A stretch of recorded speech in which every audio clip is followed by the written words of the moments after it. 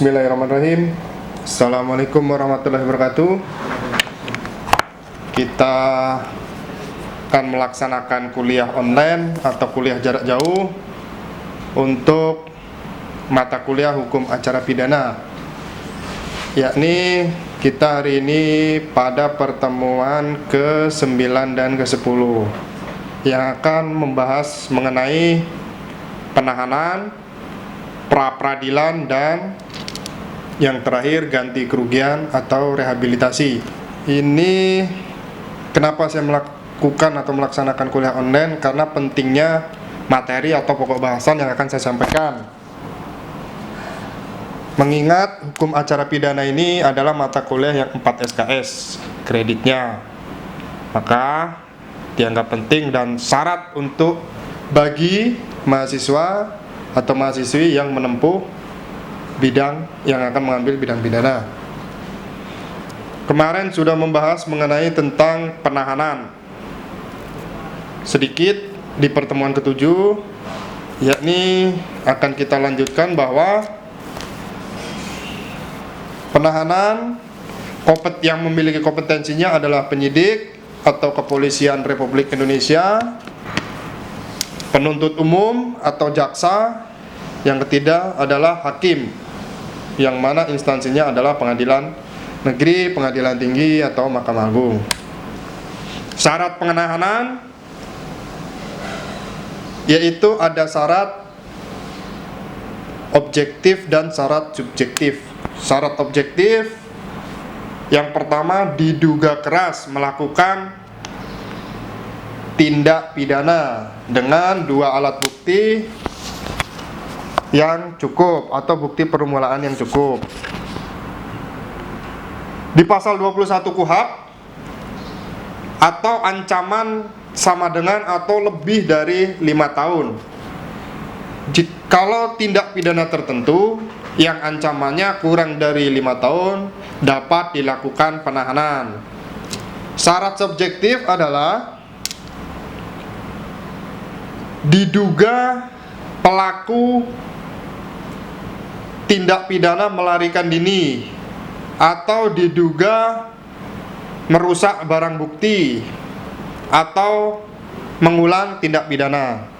Ini dapat dilakukan penahanan. Tata cara penahanan dalam pasal 21 dan pasal 21 ayat 3 dan ayat 2 memperlihatkan surat perintah penahanan dan penetapan hakim mengenai penahanan tersebut, memberikan tembusan surat perintah penahanan. Macam-macam penahanan yaitu ada yang di rutan, ada yang tahanan rumah, ada yang tahanan kota. Tetapi jika direvisi KUHP yang baru, yaitu disebutkan hanya di rutan. Tetapi undang-undang khusus, yaitu tindak pidana yang dilakukan oleh anak atau delekuensi anak sesuai dengan sistem peradilan pidana anak, yaitu di ruang khusus atau LPKS. Yang paling penting yang akan saya sampaikan adalah teknis jangka waktu penahanan. Penahanan oleh penyidik atau penyidik pembantu itu lamanya 20 hari. Jika akan dilakukan perpanjangan penahanan yang pertama, itu harus sesuai dengan izin oleh kejaksaan atau JPU. Maka boleh dilakukan perpanjangan sepanjang 40 hari. Lalu jika dirasa perlu atau kepentingan hukum untuk dilaksanakan perpanjangan kedua, yaitu lamanya 30 hari, tetapi harus izin kepala pengadilan negeri atau persetujuan kepala pengadilan negeri. Penahanan yang dilakukan domainnya oleh penuntut umum atau jaksa, yaitu lamanya 20 hari ditambah 20 hari dari penyidik, yaitu 40 hari. Tetapi juga sebagaimana yang dilakukan oleh penyidik, itu harus seizin penuntut umum jika penahanan yang dilakukan oleh jaksa penuntut umum harus seizin Kepala Pengadilan Negeri. Lalu penahanan oleh pengadilan, yaitu lamanya 30 hari. Perpanjangan ya untuk dianggap perlu, perpanjangan kedua harus seizin instansi di atasnya, yaitu Kepala Pengadilan Tinggi.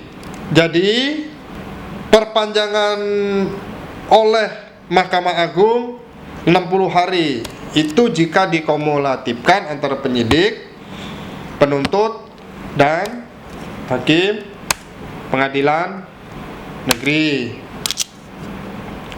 Hak tersangka dan terdakwa di dalam pasal 30, apabila penahanan tidak sah, tersangka terdakwa memiliki hak untuk melakukan gugatan ganti kerugian. Ini biasanya materinya dimasukkan ke dalam upaya hukum, yaitu upaya hukum pra-peradilan. Nah, nanti akan kita masuk ke materi mengenai pra-peradilan. Penangguhan penahanan itu merupakan seseorang yang ditahan namun meminta permohonan untuk ditangguhkan. Di sini penangguhan penahanan dalam masyarakat umum atau masyarakat yang awam mengenai hukum itu dianggap bebas, padahal tidak. Karena penangguhan penahanan ini sebenarnya adalah tahanan, statusnya masih tahanan, namun proses penahanannya ditangguhkan. Lalu saya akan masuk materi pra-peradilan. Lembaga pra-peradilan merupakan hasil usaha tuntutan terhadap perlindungan hak asasi manusia, terutama mereka yang terlibat dalam perkara pidana. Jadi dulu awalnya dibentuknya lembaga pra-peradilan ini adalah sifatnya untuk melindungi hak asasi manusia. Karena kalau dikaitkan dengan asas praduga tak bersalah adalah pra-peradilan untuk melindungi hak-hak tersangka. Dan juga pra-peradilan merupakan fungsi kontrol dari penegak hukum, dalam hal ini penyidik Kepolisian Republik Indonesia. Kontrol vertikal atau kontrol dari atas ke bawah, dan juga kontrol horizontal atau ke samping antara penyidik, penuntut umum, timbal balik, tersangka, dan keluarganya.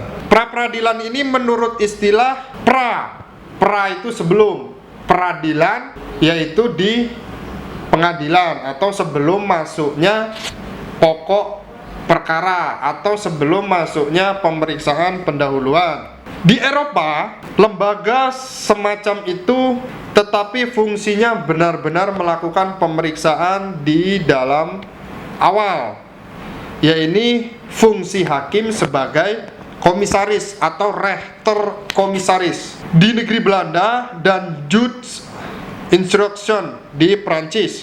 Itu di Belanda dan di Prancis proses pra-peradilannya itu sangat baik sekali.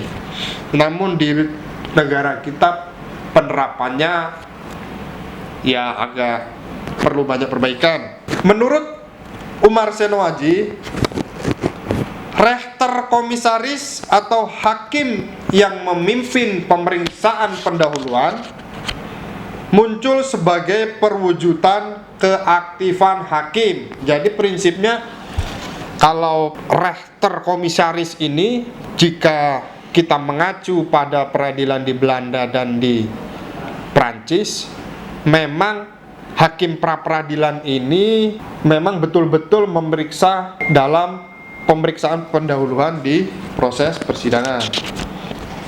Jadi prinsip pra-peradilan ini adalah untuk melindungi hak-hak publik dengan atas nama kekuasaan dan kewenangan pejabat negara. Penyidikan dengan tindakannya atau upaya paksa terhadap orang-orang yang diduga sebagai perilaku tindak pidana untuk mencari bukti yang terang siapa atau dader atau tersangkanya. Penyidik dalam melakukan upaya paksa, karena sebenarnya pra-peradilan ini Garis bawahnya adalah mengkontrol atau menguji upaya-upaya penyidik, yaitu dalam melakukan upaya paksa, baik penahanan, penangkapan, dan lain-lain. Penyidik dalam melakukan tindakan upaya paksa itu berada dalam batasan-batasan atau syarat dan alasan. Jika penyidik melakukan tindakan yang tidak sesuai dengan ketentuan hukum atau KUHP, itu dianggap undue process of law atau lawannya due process of law. Kalau due process of law adalah melakukan upaya dengan benar. Ketentuan tentang wewenang pra-peradilan ditegaskan dalam pasal 1 butir 10 junto pasal 77 KUHP. Dapat dikatakan bersumber dari pasal-pasal tersebut.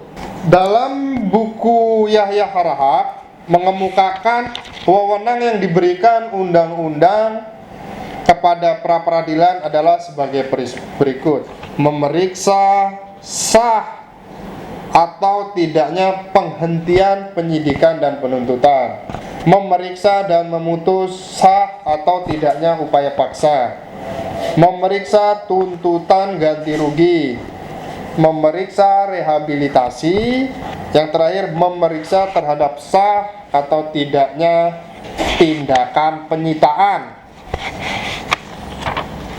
Berdasarkan wewenang pra-peradilan, ketentuan tentang siapa yang berwenang mengajukan pra-peradilan dapat dilihat di KUHP, yaitu pasal 79 dan pasal 80. Ini biasanya pra-peradilan tersebut diajukannya sebelum masuk persidangan, yaitu pemohonnya adalah tersangka, termohonnya adalah penyidik. Tetapi jika di tindak pidana tertentu, termohonnya bisa jaksa. Dengan memperhatikan ketentuan pasal 719, pasal 80 KUHP tersebut, dapat diketahui siapa saja yang diberi wewenang untuk mengajukan pra-peradilan: tersangka atau keluarganya atau kuasa hukumnya. Ini legal standingnya dalam mengajukan pra-peradilan. Penyidik atau penuntut umum pun bisa jadi pemohon pra-peradilan jikalau memang dianggap perlu. Yang terakhir adalah pihak ketiga, tetapi kebanyakan yang mengajukan pra-peradilan ini adalah tersangka atau keluarganya atau kuasa hukumnya. Pra-peradilan sebagai upaya hukum yang memberikan hak kepada tersangka, kuasa hukum, atau keluarganya dalam kaitannya dengan fungsi hukum acara pidana dan tujuan pra-peradilan, yaitu melindungi tersangka dan terdakwa dari tindakan kesewenang-wenangan. Garis bawahnya itu, agar supaya penyidik, penuntut tidak melakukan upaya yang sewenang-wenang dalam melaksanakan tugasnya. Ganti kerugian itu bisa dimasukkan dalam materi pokok permohonan pra-peradilan. Nanti di situ akan diputuskan oleh hakim. Ini hakimnya hakim tunggal satu. Dalam perkembangan hukum pidana, pidana korupsi atau tindak pidana tertentu yang lain, itu terakhir contoh kasus EKTP agak keluar dari aturan KUHP, yaitu materinya penetapan tersangka. Jadi kronologisnya adalah perkara mantan Ketua DPR RI Setia Novanto, yang dimana materi pra-peradilannya disusun oleh kuasa hukumnya, yaitu penetapan tersangkanya yang diuji ke hakim pra-peradilan. Pra-peradilan sebagai upaya hukum dengan rehabilitasi, maka orang tersebut telah dipulihkan haknya sesuai dengan keadaan semula yang diduga melakukan kejahatan. Jadi corong pokoknya pra peradilan itu satu, ganti kerugian, yang kedua rehabilitasi. Nanti kita akan membahas mengenai ganti kerugian dan rehabilitasi. Kejujuran yang telah dijiwai KUHP ini harus diimbangi dengan integritas dan dedikasi oleh aparat penegak hukum, karena tanpa adanya keseimbangan itu semuanya akan sia-sia belaka. Kita akan masuk mengenai ganti kerugian dan rehabilitasi. Ganti kerugian itu terdapat dalam rumpun hukum pidana dan rumpun hukum perdata. Namun kita yang akan bahas di sini adalah ganti kerugian dalam konteks rumpun hukum pidana. Ruang lingkup pemberian ganti kerugian pidana lebih sempit dibandingkan dengan ganti kerugian dalam hukum perdata. Jadi skemanya, saat ganti kerugian itu bisa dilakukan oleh tersangka menuntut kepada penyidik dalam atau penegak hukum dalam prosesnya atau penuntut. Jadi bisa korban yang meminta ganti kerugian tindak pidana kerugian oleh tersangka.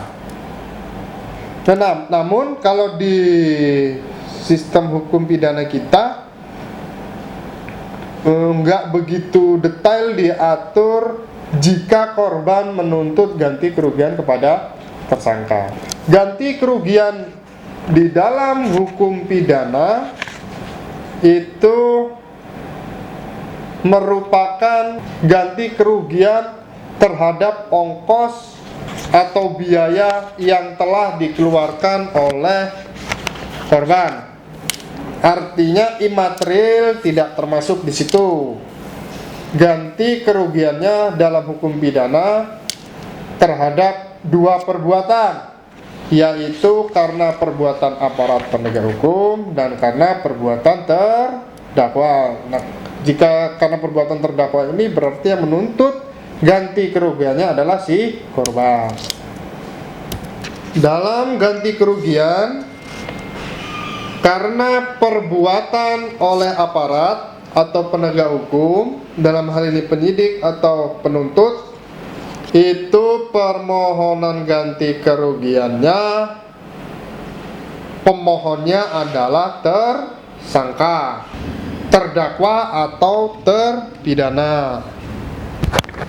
Tersangka, terdakwa atau terpidana dapat mengajukan ganti kerugian jika terjadinya penghentian penyidikan. Dalam hal ini misalnya SP3.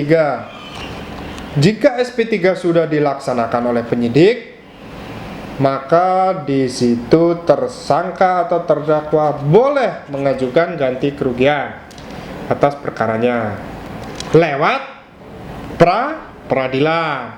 Tetapi untuk tersangka, terdakwa yang sudah diputus perkaranya dan dalam putusan tersebut dia dinyatakan tidak bersalah, maka dia bisa mengajukan ganti kerugian atau perbuatannya. Jadi kalau terdakwa sudah diputus perkaranya boleh mengajukan ganti kerugian.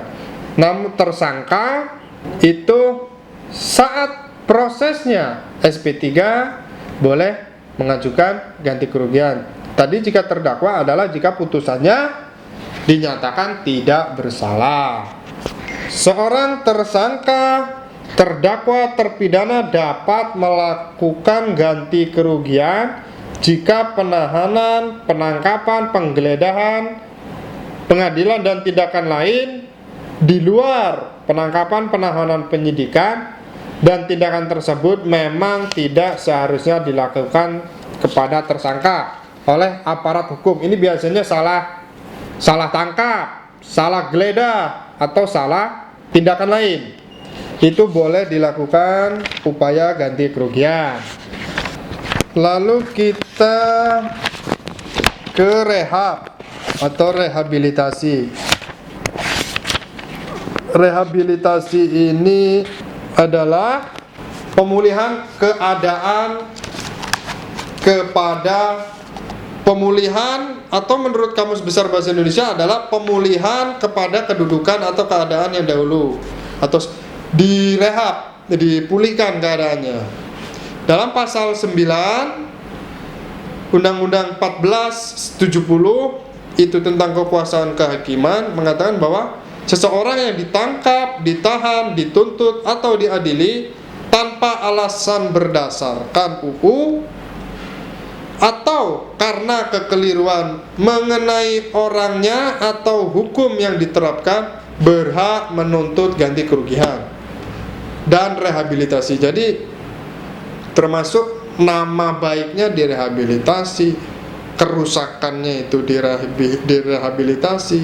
Karena apa tadi? Pengertian rehabilitasi menurut Kamus Besar Bahasa Indonesia adalah pemulihan kepada kedudukan atau keadaan yang dahulu atau semula.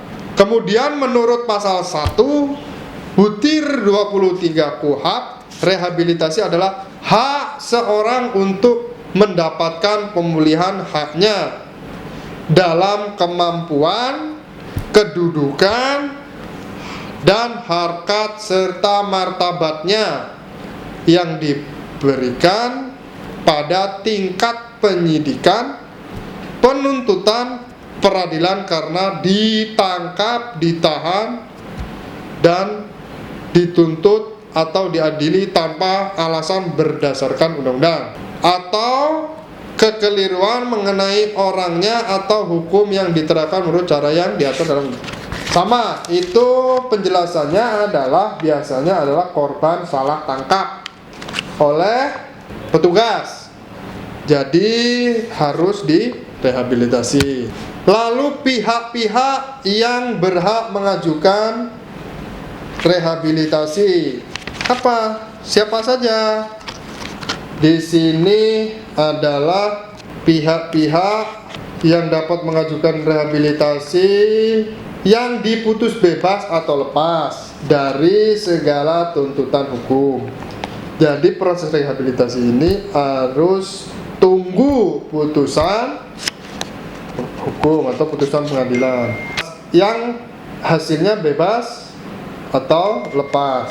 Perbedaan antara rehabilitasi dengan pencemaran nama baik adalah harus diperhatikan bahwa rehabilitasi dilakukan karena aparat penegak hukum, sementara pencemaran nama baik diatur dalam KUHP adalah gugatan dari seseorang kepada orang lain yang dianggap telah mencemarkan nama baiknya. Jadi di sini harus dipahami perbedaannya antara rehabilitasi dan pencemaran nama baik. Jika rehab itu yang dilakukan oleh penegak hukum, jika pencemaran baik adalah yang dilakukan oleh masyarakat umum atau masyarakat sipil. Permohonan rehabilitasi adalah tersangka, terdakwa, terpidana, ini pemohonnya ini, yang permohonan pra-peradilannya adalah dikabulkan.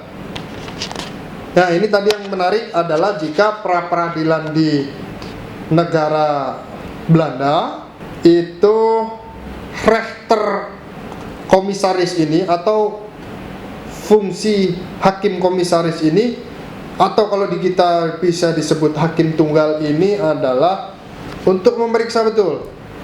Karena sebelum masuk pada pokok perkara atau persidangan awal, ini hakim di sini sangat dituntut betul profesionalismenya, keadilannya, prinsip keadilannya. Nah, jika di Prancis ini sering disebut judge instruction, memang benar-benar disebut peradilan jika di Prancis. Rechter komisaris ini kalau di kita sudah sangat luas tanggung jawabnya. Rehabilitasi lebih kepada hal yang tidak berhubungan dengan materi, melainkan hanya menyangkut nama baik saja. Oke, terima kasih. Cukup sekian kuliah online kita pada hari ini untuk pertemuan ke-9 dan ke-10. Semoga-mudahan bermanfaat. Terima kasih juga saya sampaikan kepada rekan-rekan jurnalistik dan rekan-rekan LKBH FH UJK. Wassalamualaikum warahmatullahi wabarakatuh.